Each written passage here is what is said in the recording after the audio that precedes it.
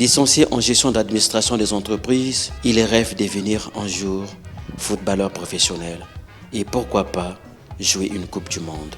En l'absence des mécènes dans le football à Brazzaville, Prince Merveille se lance dans la vente du foufou, entendu par là la farine de manioc, aliment de base des Congolais, pour se donner un capital financier et voler de ses propres ailes pour l'étranger, où il rêve de faire montre de son talent de footballeur. Bonjour mesdames et messieurs, je m'appelle Prince Merveille, licencié en gestion d'administration d'entreprise à ESGAE, École supérieure de gestion et d'administration des entreprises.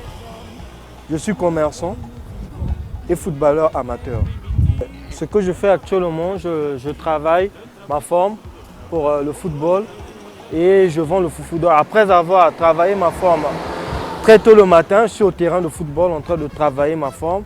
Quand je reviens, je fais sortir mes tables et en train de vendre le foufou. Le football ne m'empêche pas de pouvoir vendre le foufou.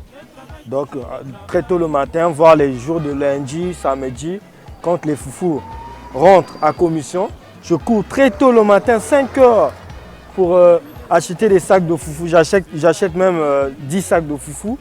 Donc je fais de mon mieux de pouvoir avoir même 10 sacs à 5 sacs pour que mes consommateurs, dès qu'au moment où 2 sacs de foufou ou 4 sacs de foufou prennent fin dans une semaine et que je ne puisse plus encore courir au marché, d'aller acheter encore d'autres sacs. Au moment où j'ai même 10 sacs à la maison, donc cela me permet de pouvoir à tout moment, à n'importe quel moment, offrir à mes consommateurs du bon foufou, à tout moment. En fait, le football, je l'ai aimé depuis que mon grand-père, avant qu'il décède, c'est mon oncle qui fut un grand gardien. Il a joué dans les grandes équipes. Il a joué dans les grandes équipes du Congo. Donc c'est lui qui m'a poussé à aimer le football et à être passionné du football professionnel. Donc depuis l'école primaire, j'aimais le football et en arrivant au collège, ma mère m'avait envoyé dans un centre de formation, Cara Junior, chez mon coach Tosh, le coach de Cara. À cette époque-là, j'étais très gamin, j'avais quelque chose de 8 ans, 7 ans. Et puis après Cara Junior, la formation de Cara Junior, en 2010, j'ai participé au tournoi de RTL Jeune Talent. En 2010, j'ai participé au tournoi de RTL Jeune Talent, la première édition du tournoi RTL Jeune Talent en 2010, dont j'ai été capitaine de l'équipe de FC Bakongo. C'était des joueurs formés par Cara. Donc après cette formation, j'ai participé à ce grand tournoi du RTL Jeune Talent en 2011, capitaine de l'équipe. Et on était la deuxième équipe de Brazzaville, vice-champion de Brazzaville. Et j'ai été élu deuxième meilleur joueur après Ozil, deuxième meilleur joueur, capitaine de l'équipe. Et puis c'est à partir de cela, en 2010, j'étais très gamin, je rêvais le foot. Et on m'a sollicité dans pas mal de clubs. J'ai joué dans Ajax de Mongali, j'ai joué à Ngolo Zangandu, j'ai joué à Étoile, j'ai joué à pas mal de clubs quand je préparais mon bac. Et puis j'ai fait mon bac en première, donc j'avais un peu cessé le football. J'avais un peu cessé le football pour me concentrer à mes études, à mon bac. Et puis une fois satisfait à mon bac, je me suis encore lancé au monde de foot et j'ai été sollicité par un coach de Diable Rouge, coach André. C'est un ancien coach de Diable Rouge, coach André, celui qui m'a sollicité. Et puis j'ai intégré le centre. Avant d'intégrer le centre, j'étais d'abord stagiaire à Red Star, une équipe de première division intermédiaire. Ils sont maintenant en première division d'honneur, si je ne me trompe pas. J'ai été logé au stade. Donc cette équipe m'a permis, non pas seulement de jouer au football, c'est-à-dire jouer au football, mais cette équipe m'a donné l'opportunité. Donc en jouant au football, je pouvais aussi étudier. C'est-à-dire, après le matin, nous sommes là aux entraînements. Après les entraînements, je me lave, je mange et puis je vais à l'école. Et on ne fréquentait pas tous les jours, hein, l'université, ce n'est pas tous les jours. On avait des cours, deux jours de cours par semaine. Et cela ne m'empêchait pas de pouvoir vivre encore ma passion de football. Après l'école, c'était le foot. Avant le foot, c'était l'école. Donc, c'est ce que je faisais. J'ai satisfait à mon BTS au stade là-bas. Mais la chance ne m'avait pas souri de pouvoir intégrer le centre de formation de football de cadet en 2016. Vu avec le décès de mon père en 2016, j'étais vraiment frustré. Je ne pouvais pas bien jouer au terrain à l'heure des tests. Donc j'avais perdu ce test-là. Mais je rends grâce à Dieu, comme il dit dans sa parole, dans toutes choses, rendez grâce à Dieu. Jusqu'à présent, je suis sollicité dans pas mal de clubs.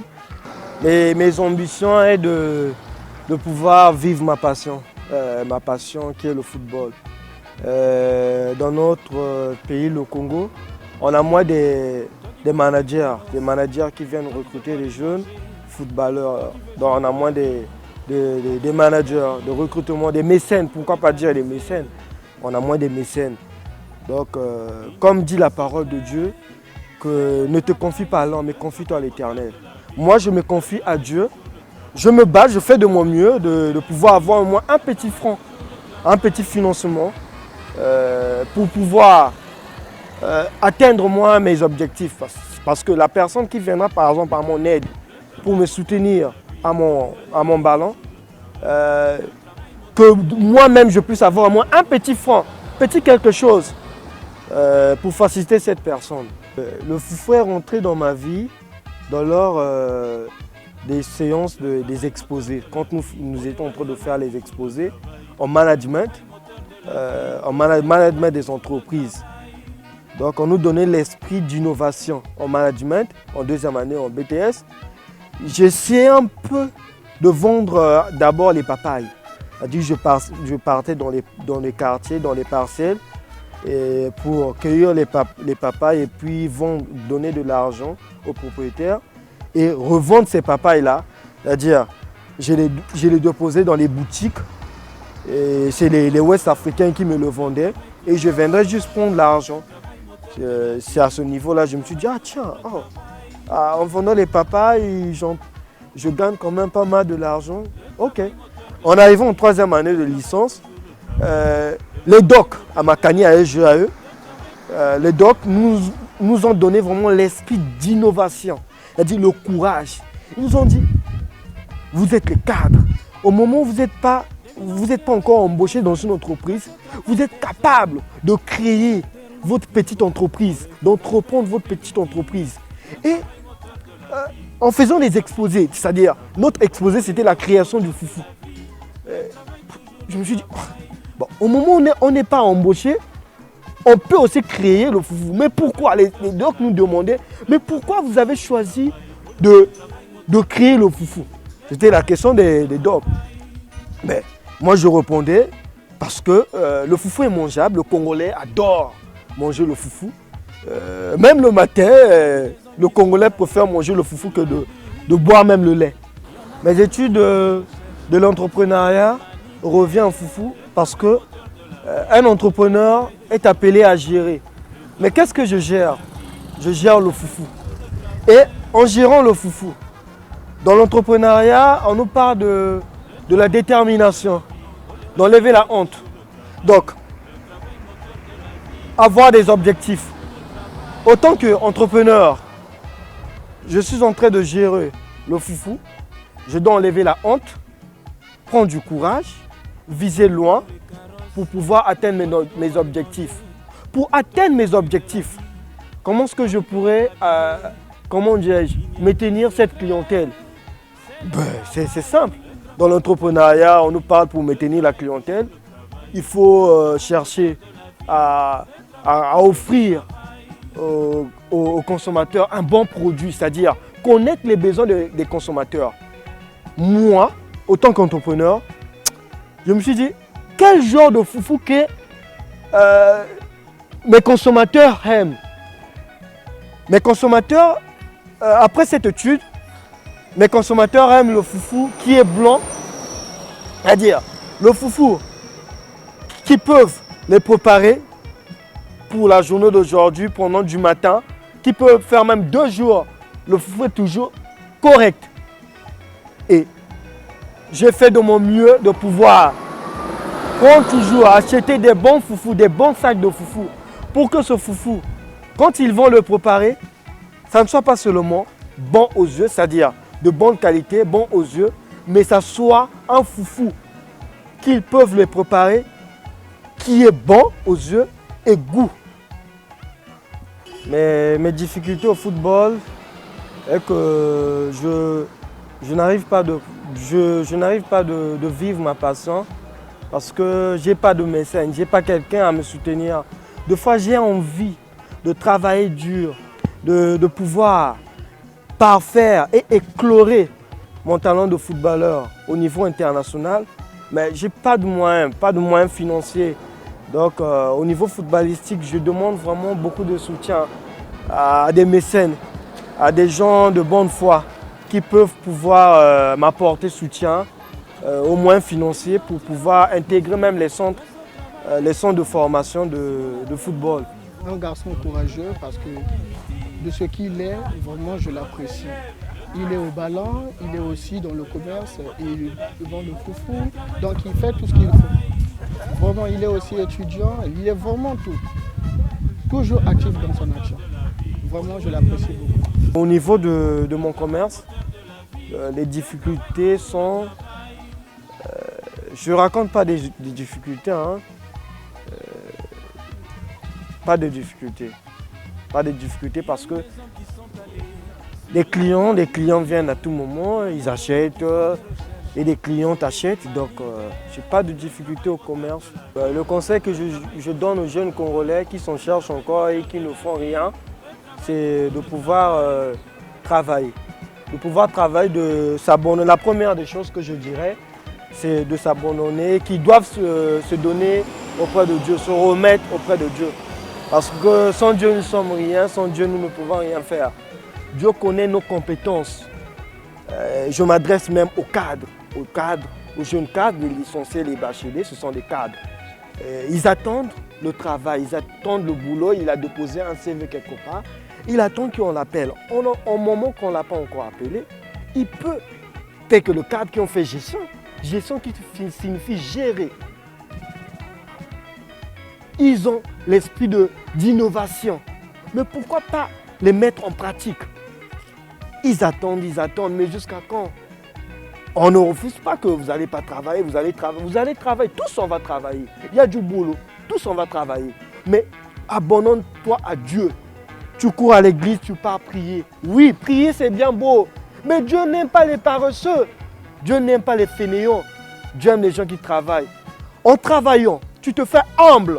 Dieu verra, ah, mais mon fils, ma fille, elle a ou il a telle compétence, il a tel diplôme, mais il prêche la parole de Dieu et il ne croise pas les bras, il est là en train de travailler, c'est-à-dire de faire même ce qui n'est pas à son identité, à son image, mais il le fait pour pouvoir avoir au moins quelque chose. Non, mon frère, ma soeur, Dieu ne te laissera pas. Parce qu'il y a un passage biblique qui dit que Dieu fait grâce aux hommes. Mais quand tu es à l'action, tu es l'acteur principal de ta vie. Toi-même, tu es l'acteur principal. Tu joues un rôle principal dans ta vie. Et c'est à ce niveau que Dieu te bénit. Quand les gens parlent, les gens te critiquent. C'est dans les critiques que Dieu te le verra. C'est dans les stress, dans les critiques que Dieu mettra la main. Que Dieu mettra la main, que Dieu changera l'histoire de ta vie. Crois en Dieu. Crois en ce que tu fais. Les gens vont critiquer, les gens vont parler de toi, mon frère, ma soeur. Ah, comment un licencié, comment un docteur en train d'entreprendre une telle entreprise? Comment? Non, mon frère, ma soeur, à l'école, toi qui as fait gestion, tu as fait gestion, tu as appelé à gérer aussi.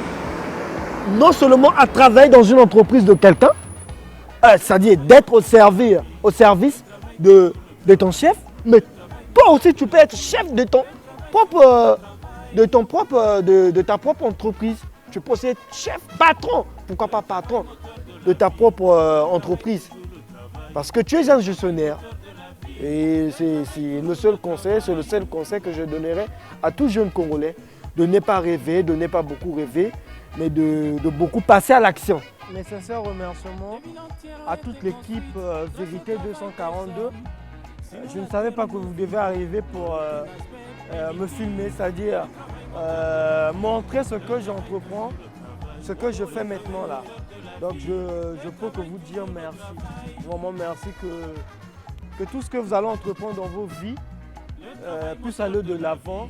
Je les bénis au nom de Dieu.